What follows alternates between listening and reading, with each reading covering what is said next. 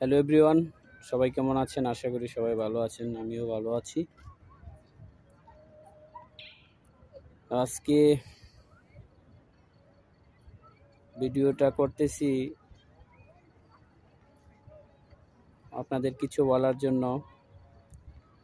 আসলে এই সোশ্যাল মিডিয়াতে যারা আছে, ফেসবুক পেজ খুলছে এবং খুলেছেন, সবাই সবাইকে সাপোর্ট করেন। একজন আরেকজনকে সাপোর্ট করলে হয়তো আপনার চ্যানেলটা গ্রো হবে এবং অন্যজন দেখতে পারবে। তো আপনি আমাকে সাপোর্ট করেন, আমি আপনাকে সাপোর্ট করব। একজন আরেকজনকে সাপোর্ট করলেই হয়তো চ্যানেলগুলো বড় হয় বা গ্রো হবে। তাই আমরা চলুন একে অপরকে সাপোর্ট করি। সবাই ভালো থাকবেন, সুস্থ থাকবেন। আল্লাহ হাফেজ।